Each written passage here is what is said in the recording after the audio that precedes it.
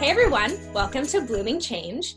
This is rebloom.news' weekly interview series where we interview people who we believe are making a positive impact in the world of sustainability. Just as a reminder, rebloom.news is a weekly newsletter that offers advice, inspiration, and actionable items to live more consciously with the planet, and you can subscribe below. So today we're chatting with Nayla. Hi. Hi. We're talking about her high-end sustainable footwear line. Based in Miami, she started selling her shoes online right in the middle of this year's pandemic. So Nayla, do you want to introduce yourself and tell us a little bit more about what you do? Yeah, of course. Hi, I'm Nayla. I started the brand back in 2018 after moving from New York to Miami. When I was living in New York, I was working at Theory and Helmet Length for about 7 years. And after moving to Miami, I realized that I really needed to pivot in my career. And so I took some time to really think about what I wanted to do. And sustainability was at the forefront of my mind. And I thought, well, how can I leverage my skill set in fashion and also merge that with sustainability? And that's where the idea came about for starting the brand Nayla, which is sustainable luxury sandals.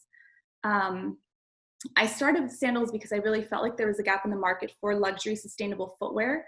And so I thought, okay, well, let me take the plunge, and that's how I started with it. That's awesome. Oh my gosh. Okay. I can't wait to dive into that a little bit more. I definitely want to know more about what really inspired you and where you started finding all this amazing materials to make your sustainable sandals. So let's dive into some questions. So first of all, you shared a little bit about your concept and what inspired you, but what really gave you that push, especially at the beginning of this pandemic, to start your own business and to launch this e-commerce site? So Nayla was about 2 years of research and development, and I wanted to launch this year, and I knew it wasn't necessarily the best time of the pandemic, but I really believe in the longevity of the brand, and that's what sort of pushed me to do the launch now. It's something that I really believe in long term, and I do believe we can sort of persevere and come out of the pandemic. Eventually it will be over, and we'll be around. So Yes, can't wait for that. no, me too. So we did some research, and I learned that your shoes are manufactured by a female-run factory in Peru. Can you tell us a little bit more about how you found this women-led factory, and then how your shoes are made, and a little bit more about the materials? Yeah, of course. So we are working with an amazing female-run factory in Lima, Peru. We have an amazing relationship, and it was really important for me to find a factory that aligned with the brand's values.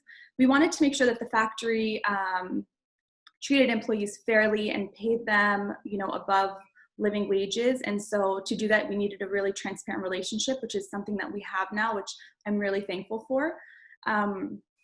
Making shoes is a really laborious process, and it's all handmade by really skilled artisans, and each sandal takes 2 days to make. So it's really a labor of love.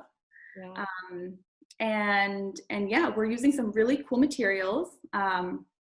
One of the materials that I really love is the wild rubber, and the wild rubber is sourced directly from the Amazon rainforest. I actually went to the Amazon back in 2018, and I actually met with the local communities there who do the rubber tapping. And it's really interesting because the rubber is tapped from the rubber tree. So this isn't your synthetic rubber made from petroleum, it's actually coming from the tree. And it's a really, really old artisanal process. And the communities who are living there are making their living from this rubber tapping. And on top of that, the tree is never harmed in the process. It's left to regenerate. And so basically, that also helps combat deforestation because the trees are a source of income as well. That is such an amazing process. I love the transparency. I feel like, especially in the fashion industry, that is so important to show the full life cycle, getting to the point of a circular economy, hopefully in the future, but even just before the buying point for the consumer, to show them really every single step of it is amazing. And I think it's what so many consumers are asking for. We are tired of buying clothes that are $5. It's like, wear your values, wear what you want to vote with your dollar, put it out into the world what you want. And I feel like that is so amazing that you actually got to go there and experience it all too. Can you tell me more a little bit about the, I saw on your Instagram, the pineapple leather. Is that something different than what you were just talking about? Yeah, so the pineapple leather is another material we're working with, and it's made actually from pineapple leaves, which is really, really cool. What's interesting is that the pineapple fruit only bears one fruit in its lifetime. So there are tons and tons of leaves wasted every year. And so now those leaves are transformed into this awesome material. And that's what we're using on our sandals. And it's really amazing. And now the pineapple farmers have another source of income as well from the pineapple leaves and from the pineapples. That's awesome. Is it very, is it durable? Like, is it for, how long is the wear for like a pineapple leather shoe?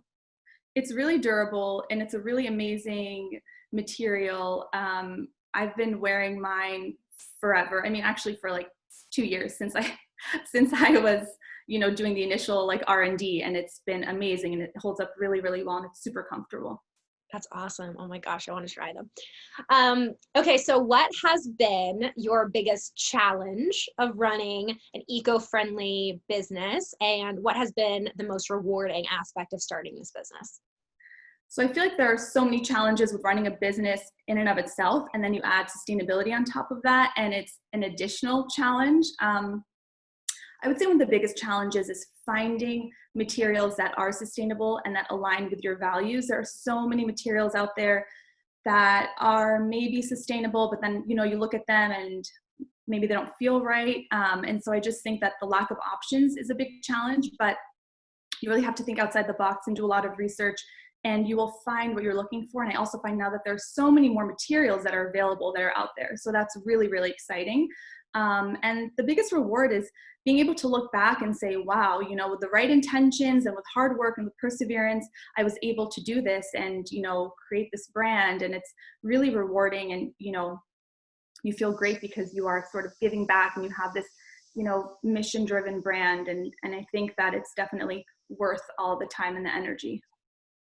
Definitely. I mean, I loved reading about your story, and hearing more about it. And I think biomaterials are really the way of the future. The research that I've done on it, I've watched a lot of TEDx videos and actually have a lot of background in researching textile and biomaterials. And even just like, have you ever thought of using mushroom leather? Have you looked into Yeah. that?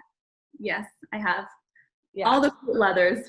Yeah, it's like, why don't we use that? It's vegan, it is very durable, and also with algae and mushrooms and things like that, you can actually create it at a pretty fast rate. And it's pretty much mass producing biomaterials is like the biggest step we have ahead of us, because yeah, we can make it, but we can't make it in the quantities that we need to sell. So now that you've found these manufacturing in Peru that can offer this for you, like, that is phenomenal. And thanks for sharing that with us. Yeah, of course, of course. So those are all my questions for today. Oh, I did want to ask you one more thing. What's your best selling sandal? Like, what have you sold the most of so far? Definitely, I would say the Josefina in fish scale is probably the best selling sandal so far.